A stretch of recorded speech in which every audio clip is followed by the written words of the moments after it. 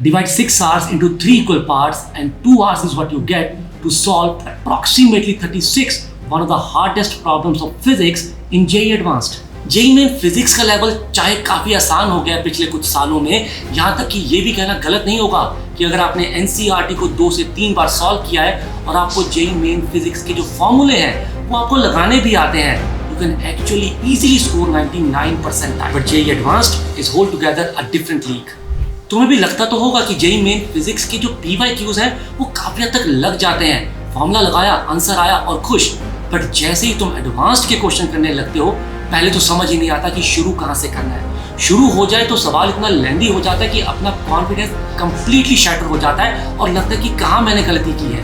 Theory आती है अच्छे से बट अप्लाई ही नहीं हो पाती। आखिर सोल्यूशन क्या है इसका? JEE मेन और एडवांस की फिजिक्स में बैलेंस कैसे बनाए? क्या पढ़ें, क्या छोड़ दें, कितना सॉल्व करें, कहाँ से सॉल्व करें? अरे सर, आप टेंशन क्यों ले रहे हो? मैं बताता हूँ। Point number 1, JEE Advanced के PYQ should not be a measure of your ability to solve advanced questions. अब मैं ऐसा क्यों बोल रहा हूँ? Because तुम्हारी जितनी भी theory है, जितनी भी lectures है, जितने भी illustrations है, all of them are based on your JEE Advanced PYQs. थोड़ा सा twisted, थोड़ा सा turned, but they are based on the same underlying concept. Now let me give you an example. This is an illustration from Rahul Sardana. अब तुम्हें लग रहा होगा भैया ये तो कोई भी नया question नहीं है, which is exactly right. This is not a new question. This is a question from JEE Advanced 2021 paper 2 question number 1. And definitely अगर किसी भी स्टूडेंट ने राहुल सरदाना सॉल्व कर रखा है तो he would be able to solve that particular PYQ. But does that mean he is ready for that particular chapter? No, क्योंकि क्या होता है, किसी भी प्रॉब्लम में दो बहुत ही इंपॉर्टेंट चीजें होती हैं। एक होती है उसकी एल्गोरिथम, एक होती है कैलकुलेशंस। अब अगर किसी भी स्टूडेंट को किसी भी एक क्वेश्चन की एल्गोरिथम पता है तो ही just has to use calculations to solve that particular question, which does not really happen in advance problems, क्योंकि JEE एडवांस के पेपर में मोस्टली क्वेश्चंस नहीं होती हैं and you need to be able to think of those algorithms on the spot. So this should not get you in that delusional state जहां पे तुम्हें लग रहा है कि हाँ मैंने PYQ तो कर रखी है इस चैप्टर की, so I am ready. You are not. You need to solve multiple tough and new problems from multiple books जो कि मैंने बहुत पहले भी recommend कर रखे हैं.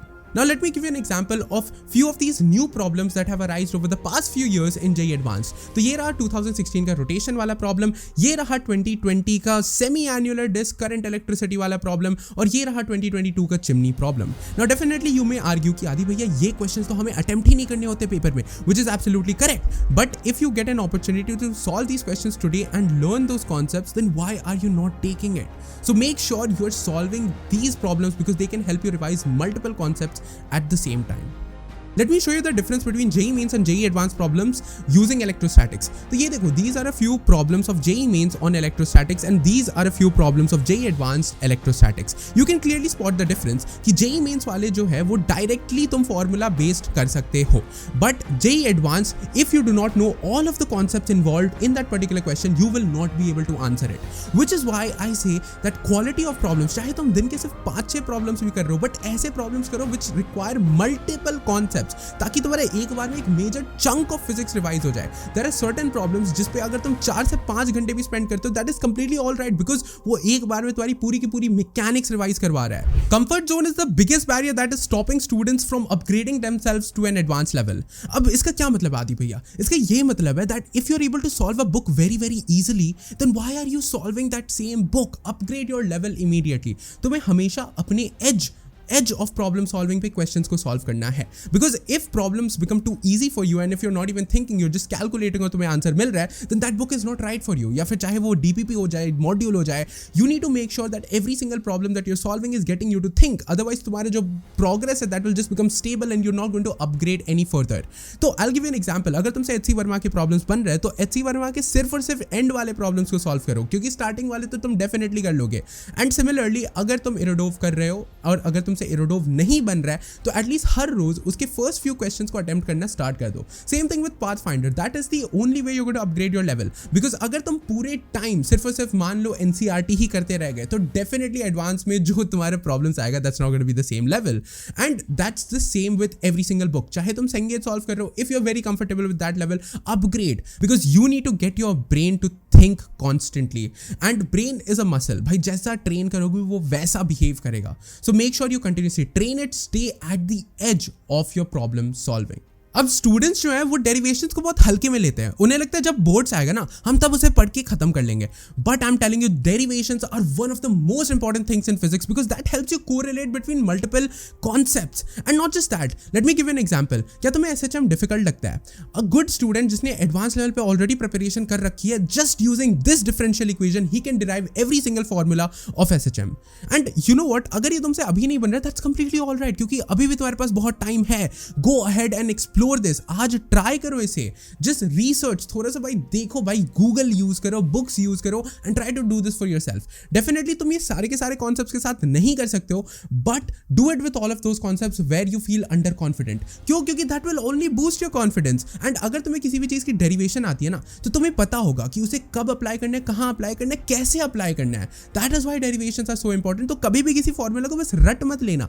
हर एक फॉर्मूला की तुम्हें डेरिवेशन आनी चाहिए, चाहे वो रे ऑप्टिक्स की हो, चाहे वो रोटेशन की हो, चाहे वो ग्रेविटेशन, चाहे electrostatics. You should know the derivation to every single formula and only then you would be able to master theoretical knowledge in physics. अब जो एक्चुअल प्रॉब्लम स्टार्ट होती है वो स्टार्ट होती है 11th में. क्यों? क्योंकि हमें लगता है भैया अभी तो 2 साल है, आराम से करेंगे सब कुछ. तो वहां पे क्या होती है, मैकेनिक्स बैकलॉग बन जाती है. Now if you haven't done mechanics to a very very high level, to an advance level, you will definitely not be able to solve electromagnetism के टफ क्वेश्चंस, मॉडर्न फिजिक्स के tough questions, क्योंकि हर जगह कहीं ना कहीं angular momentum, conservation of momentum, ये सारी चीजें आ ही जाती है, जो कि हमें उतना क्लियर अभी नहीं है. So what I am going to do is I am going to take a 12-hour long live stream where I'm going to be covering every single thing from NLM to rotation in the best way possible. It will have every single advanced concepts that you have ever heard of, and हो सकता है तुमने कुछ तो सुने भी ना हो, and the toughest problems from the best books like Pathfinder, Irodov, and maybe a few problems from Jan Calder itself.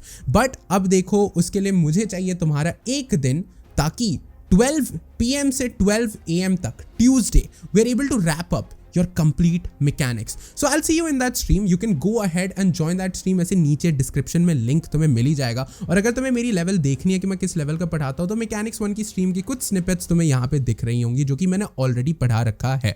So I'll see you guys in that particular stream. Till then, goodbye and love you all. चलो, bye bye.